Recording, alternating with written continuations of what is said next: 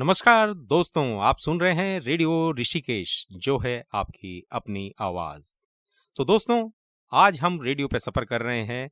हमारे साथ मौजूद हैं योगेश शर्मा जी, जो ऋषिकेश के बाइक राइडर हैं और इनका जो बाइक के साथ प्रेम है वो देखने लायक है। इन्होंने लंबी लंबी यात्राएं तय करी हैं अपनी इस बाइक पर और लगातार इस बाइक को अभी तक मेंटेन करे हैं। लगभग 35 साल से ऊपर का सफर ये अपनी बाइक के साथ कर चुके हैं। एक शादी की सालगिरह भी 25 साल की लोग बड़े धूमधाम से मनाते हैं। योगेश शर्मा जी अभी तक लगातार लेह लद्दाख से लेके पूरे उत्तराखंड का दर्शन अपनी इस बाइक के साथ कर चुके हैं। आइए जानते हैं योगेश शर्मा जी से कि क्या खास बातें हैं इनकी सफर से जुड़ी हुई और क्या विशेषता है इनकी बाइक की, जिसने इतना बड़ा रिश्ता इनके साथ निभा दिया है। योगेश शर्मा जी, आपका स्वागत है ऋषिकेश रेडियो पर। और मैं चाहूंगा कि आप अपने थोड़ा सा किस्से बताएं। पहले बाइक के बारे में मुझे थोड़ी जानकारी दें। ये बाइक मैंने 1988 में ली थी और जिस समय मैं बाइक लेने गया था उस समय ये मॉडल देहरादून का सबसे पहला मॉडल था ये और सबसे पहली बाइक थी ये। जी इससे पहले इसी के मॉडल में प्लास्टिक उसमें आती थी, ये टीन में आई थी, मतलब जी मेटल में थी ये। तो मेरे पास बाइक खरीदने के पास इतने भी पैसे नहीं थे कि मैं एक चाय पी सकूं।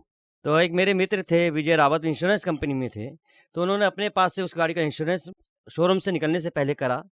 पैसे उन्होंने बाद में जमा करे यहाँ करके।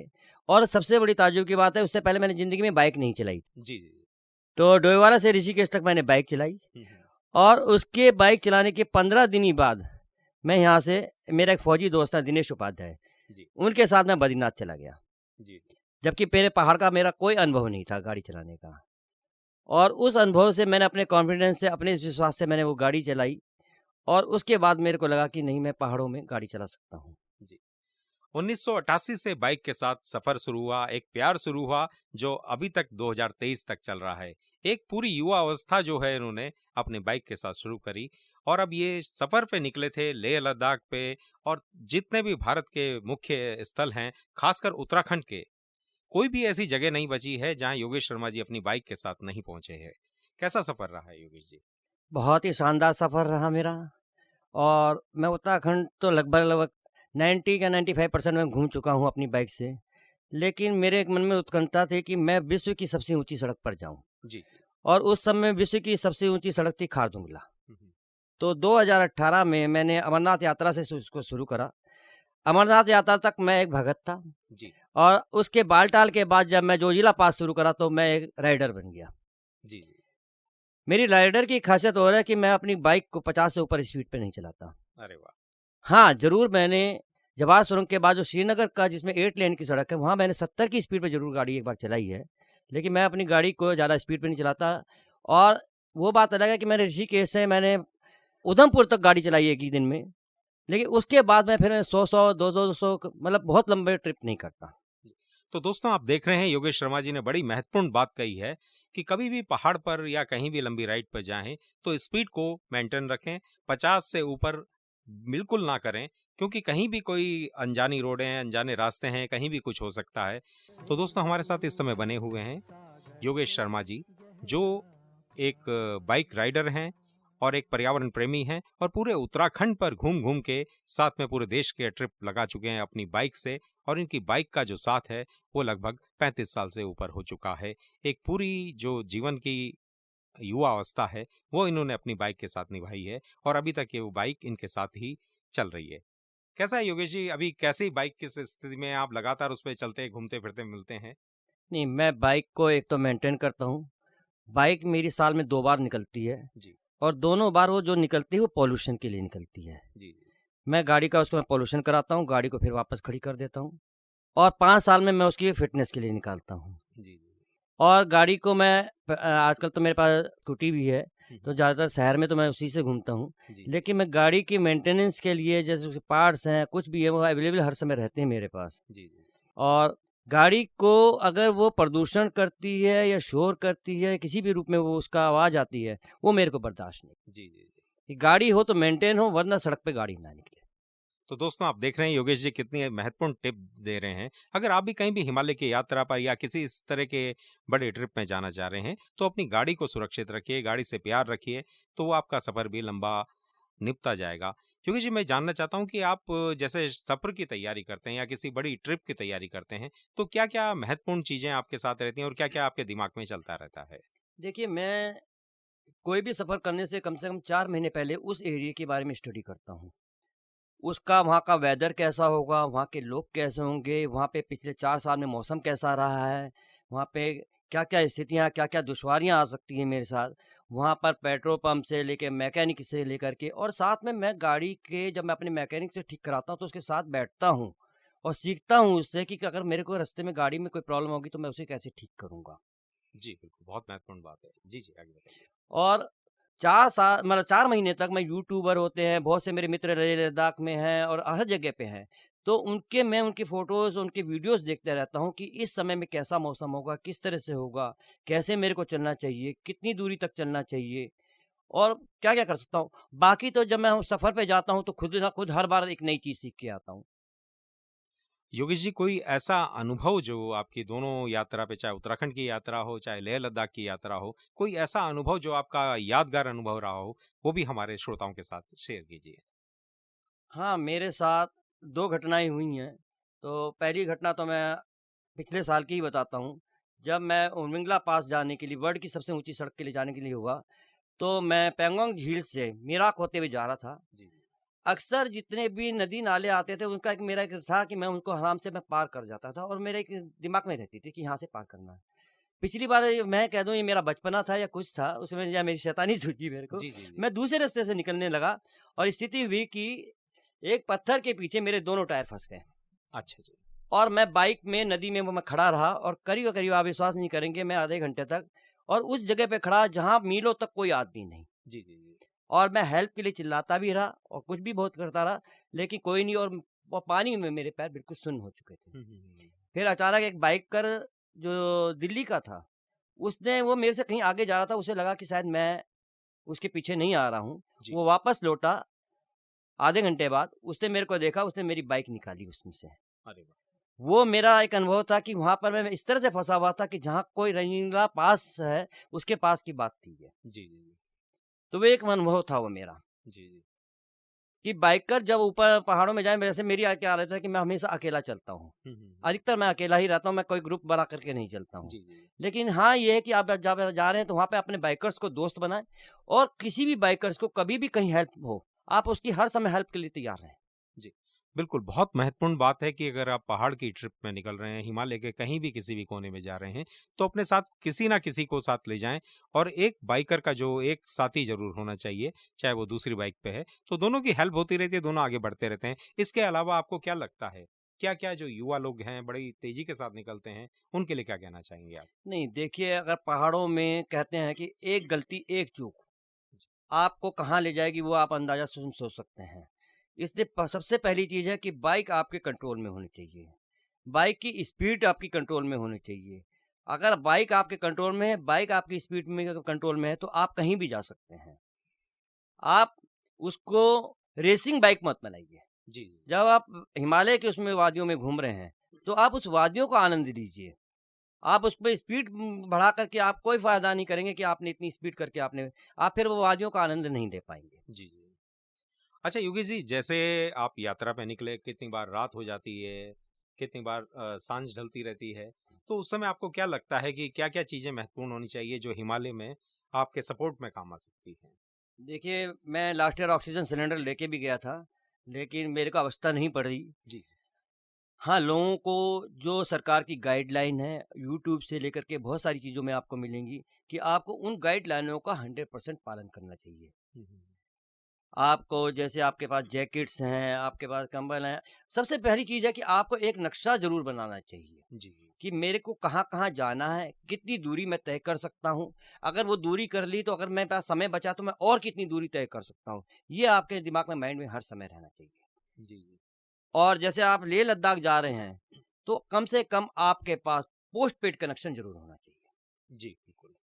जिससे आप अपने दोस्तों के साथ संपर्क में रहें। हुँ, हुँ। और आपके दोस्तों को भी ये मालूम होना चाहिए कि आपका वहाँ पर वेदर कैसा चल रहा है। हुँ, हुँ। कई बार आपको नहीं पता चलता तो आपका दोस्त आपके शहर में बैठे-बैठे बता सकता है कि उस एरिया में किस जगह पे वेदर कैसा है, जी, जी। कि आप उसे क्रॉस करें या आप वहीं पे स्टे करें। हुँ, हुँ, हुँ, हुँ।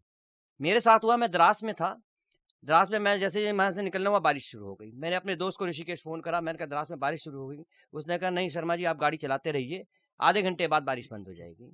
और जी। आधे घंटे बाद बारिश बंद होगी तो मैं कारगिल से भी आगे निकल गया था मैं। अच्छा, अच्छा, अच्छा, अच्छा। और उसके बाद मेरे को लेह तक बारिश नहीं मिली। जी। तो मौसम की जानकारी बहुत आवश्यकता है। अभी इसी साल जी, मैं जी। अमरनाथ गया था, तो मेरे कुछ मित्र थे, वो बालटाल से कह रहे थे हम लेह होकर के मनाली उतरना चाहते हैं। तो मैंने उन्हें स्पष्ट कहा, 30 तारीख की बात है ये, 30 और 1 तारीख की बात, जी, जी, जी। कि मैं भी बाइक से आ सकता था। मैंने अपना बाइक का प्रोग्राम कैंसल करा है इस बार। आप इस बार मनाली की तरफ से ना जाएँ, क्योंकि वेदर के हिसाब से मेरे को ऐसा लग रहा है कि इस बार स्थिति ज़्यादा खराब हो सकती है। और बिल्कुल खराब भी हुई है और और बाद में वो जी, खराब भी जी, जी, हुई। बिल्कुल। और वो मेरे मित्र वापस बालटाल से ही वापस ऋषिकेश आ गए। जी। वो लेह भी नहीं गए। हुँ, हुँ, हुँ। मैंने बल्कि उनको सजेशन किया, कहा आप लेह जाना चाहते हैं तो लेह जाइए और इसी रास्ते से, श्रीनगर वाले रास्ते से ही आप वापस आइए। योगी जी, कभी आपके साथ भी हुआ होगा, बहुत युवा जो हैं वो बड़ी तेजी के साथ निकलना चाहते हैं, एक डेस्टिनेशन से दूसरी डेस्टिनेशन पे पहुंचते हैं। कभी पेट्रोल की समस्या आई? क्योंकि पेट्रोल पंप मिलना या उसका फाइंड आउट करना सबसे जी, बड़ी जंग है ये बाइकर के बात तो साथ। बिल्कुल आपको मेरे को बतानी थी और इसलिए मैं कहना भी चाह रहा था कि मैं जब लास्ट ईयर उमरिंगला पास जा रहा था तो मैं हालने में रुका। हानले से मैंने उसका किलोमीटर का अंदाज़ा लगाया, फिर भी मैंने अपने से जो वहाँ पे यूट्यूबर मेरे साथी थे, बने थे, जो हानले में ही बने थे, तो मैंने कहा उनसे, मैंने कहा मेरे को पेट्रोल की कुछ दिक्कत आ सकती है, तो आप मेरी थोड़ी पेट्रोल की हेल्प कर दीजिए, मैं भर नहीं रहा क्योंकि मैं इसका एवरेज भी चेक करना चाहता हूँ। हुँ, हुँ, हुँ। उन्होंने कहा हाँ, भर दी मेरे से और मैं हानले से उर्मिला पास भी चला गया। उर्मिला पास से मैं वापस आया, अब वापस आकर के एक जगह मैं रुका भी। उसके बाद मैंने उनसे कहा कि मेरे को शायद पेट्रोल की आवश्यकता है, तो उन्होंने कहा आप आगे-आगे चलिए, हम आपके पीछे-पीछे आते हैं। हुँ, हुँ, हुँ। लेकिन रास्ते में उन्होंने अपनी बाइक को मेरे से आगे ले गए वो, अच्छा, अच्छा, अच्छा। और उन्होंने मुड़ कर के भी नहीं देखा कि मैं कहाँ हूँ। हुँ, हुँ, हुँ, हुँ। करीबन 5 से 7 किलोमीटर रेतीले इलाके में मैं बाइक को खींच करके मतलब हानले से करीबन 10 किलोमीटर पहले जी, जी। वहाँ तक मैं गाड़ी को लेकर के आया और वहाँ पे बारिश शुरू हो गई, आंधी, और मेरे पास किसी तरह की कोई हेल्प नहीं थी। जी, जी। मैं आधा 1 घंटा वहाँ मेरा खराब हुआ। उसके बाद मेरे को वहाँ पर यूके 07 की एक मारुति गाड़ी दिखी। जी, जी। मेरे को जैसे ही यूके 07 मेरे को दिमाग में आया, ये तो देहरादून की गाड़ी और यहाँ हानले में कहाँ, लद्दाख में कहाँ घूम रही है। जी, मैंने उनसे हेल्प माँगी। वो किसी लेडीज़ की डिलीवरी कराने वहाँ आए हुए थे। हुँ, हुँ, हुँ, हुँ। वो उसको साथ लेकर के एक गाँव में मेरे को लेके गए। मेरे को वहाँ से उन्होंने पेट्रोल दिलाया, फिर वापस मेरे को छोड़ने भी आए उस जगह पे वो। अगर वो पेट्रोल ना मिलता तो मेरे लिए हानले तक पहुँचना मुश्किल था, क्योंकि आँधी, बारिश और बर्फीला इलाका, वो मेरे लिए सबसे था। लेकिन वो भगवान के दूत के रूप में मेरे पास वो गाड़ी आई।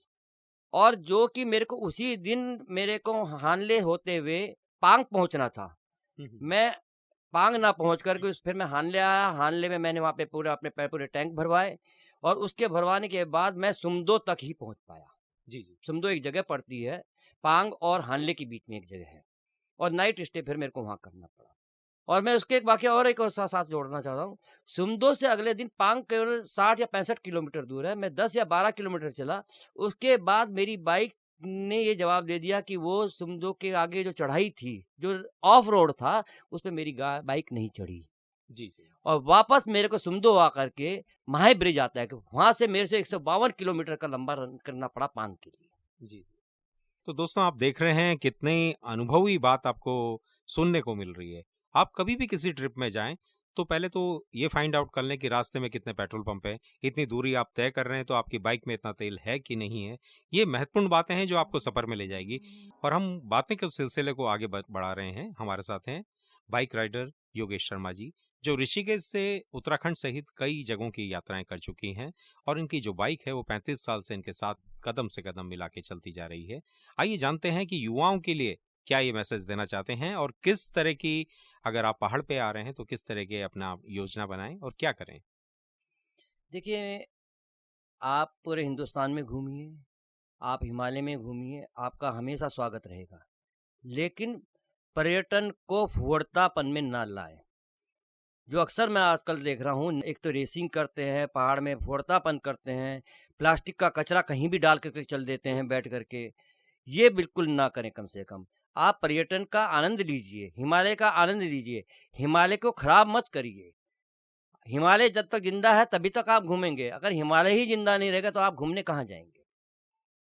दोस्तों, एक बहुत बड़ा मैसेज है हमारे उत्तराखंड के लिए, हमारे हिमालय के लिए। हिमालय को बचाओ।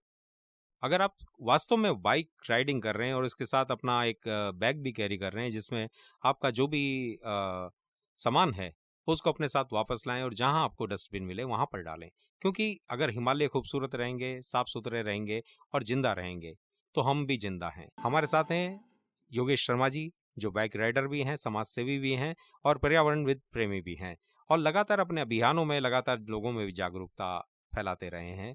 मैं एक बात कहना चाहता हूँ कि जितने भी राइडर हैं उन्हें ट्रैफिक नियमों का पालन करना चाहिए। ट्रैफिक अधिकारियों को भी उनकी ट्रेनिंग लेनी चाहिए कि क्या वो वाकई में ट्रैफिक के जो लाइसेंस प्राप्त करते हैं क्या वो उस काबिल हैं या नहीं है। अधिकतर मैं देखता हूँ आज की डेट में उन्हें बाइक राइडर चलाते हैं गाड़ी, उन्हें गाड़ियों के चलाने के नियम ही नहीं मालूम है। वो किस साइड में जाना है, कैसे गाड़ी मोड़नी है, कहाँ पर रोकना है, कैसे क्या है, वो अपनी गाड़ियों को मेंटेन नहीं करते हैं बैठ करके। कोई एक्सीडेंट हो जाए, कोई बात हो जाए, उसका जिम्मेदार कौन होगा? जी। तो आप जिस बाइक को, जिस गाड़ी को चलाते हैं, पहले तो आप उसको व्यवस्थित रखें। फिर आप जिस स्थान पे जा रहे हैं, उसको सुंदर बना के रखें। उसमें गंदगी फैलाने का प्रयास भी ना करें। तो दोस्तों, हम सुन रहे थे योगेश शर्मा जी को। बस चलते चलते मैं योगेश शर्मा जी से जानना चाहूंगा कि कोई ऐसा गाना जो हिमालय में आपको बहुत प्रेरित करता हो, हिमालय की यात्रा में आपका साथी रहा हो, कोई भी एक ऐसा गाना जिसकी आप 2 लाइनें बोलें और हम उस गाने को अपने श्रोताओं को सुनाएं। हरी हरी वसुंधरा पे नीला नीला ये गगन, ये किसकी पालकी उठा रहा चमन, ये कौन चित्रकार है, ये कौन चित्रकार, ये कौन चित्रकार है।